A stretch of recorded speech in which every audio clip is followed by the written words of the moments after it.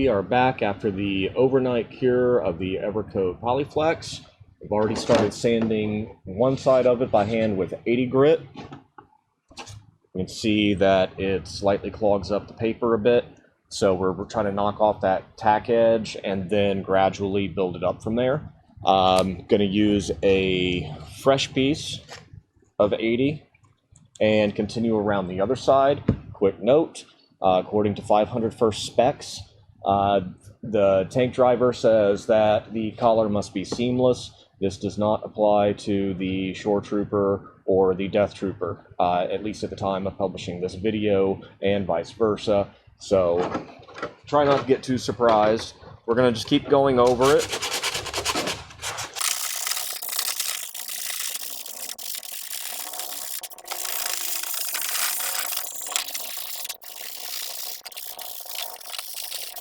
See how much is clogged up here with just that bit of sanding. And what we're trying to do is concentrate on the bottom portion here more than anything. The sides are mostly covered by the shoulder straps. We'll still get in there real good, but this is the edge we want to make sure is as seamless as possible.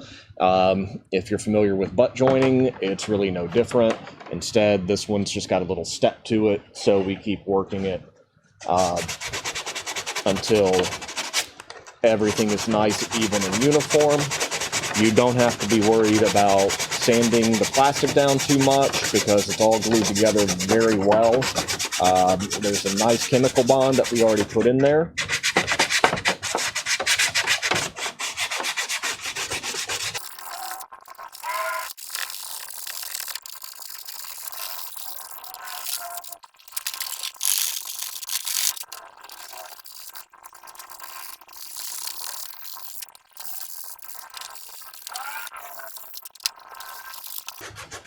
This is a pretty silly and monotonous thing to do. Depending on what level of accuracy you're looking at having, this is more akin to personal preference to me because it doesn't really change the overall look of the armor. If you're a perfectionist and you just like everything to be perfect, then yes, for all your suits, by all means, do this. It's not hard to do, and doesn't take very long either. A lot of it's dry time.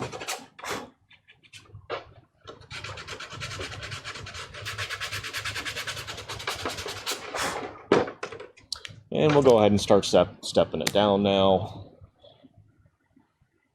220 right there. That's a little bit too fine. I think that's 220, isn't it? Yeah, that's 220. I got some 180 here somewhere. If not, I'll have to walk over to the wall. Well, let me just walk over the wall.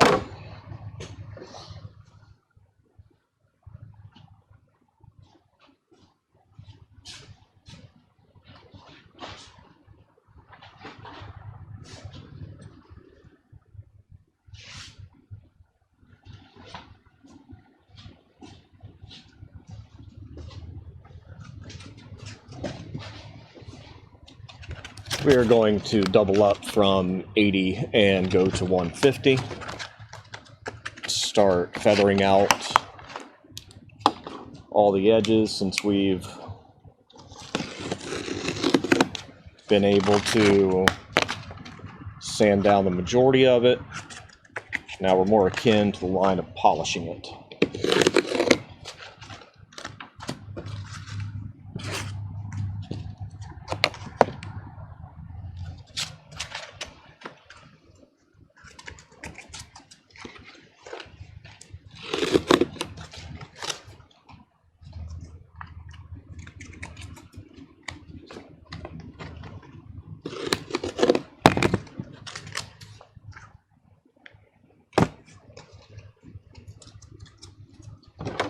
And now we start polishing.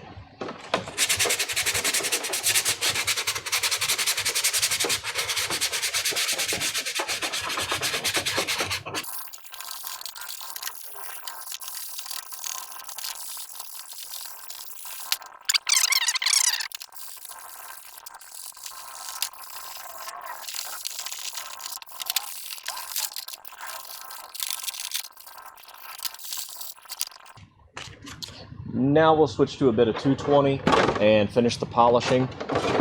Very happy with how the filler turned out. So we'll be wrapping this up here very soon.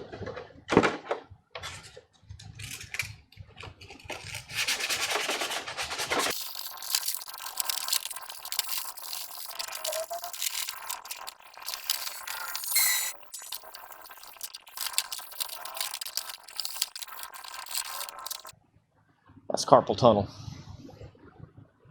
Can't do that for excess periods of time anymore. It's what a lifetime service of building armor will do. There we go. I am quite happy with what we have right now. We have the collar filled.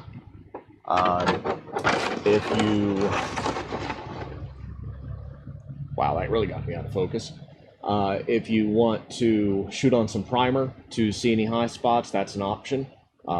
We don't generally shoot on primers like that because we use a different kind of adhesion promoter when we're painting ABS. We use Bulldog adhesion promoter. So if you prime it, that can interfere with that. You'd have to sand every bit of it off. When the Bulldog hits it, it could strip that paint away. I've seen it happen before, and it's not a fun thing to clean up. But you're going to have weathering back there, so you're not really looking for a perfect job either. You want a good job, but it doesn't have to be perfect. If you have little tiny pot marks or anything anywhere, that's great, because that's where dirt and grime will definitely get into, and it just shows that your armor's actually been used and has been beaten up a bit. Thank you very much. That's going to conclude the basic assembly for the Shore Tank Deathtrooper. Be sure to check all the notes, check all your references, check everything you need to be sure what you need is up to par. In the next video, we will be adding on all the final details after the basic assembly. I can't wait to see you again. Happy trooping!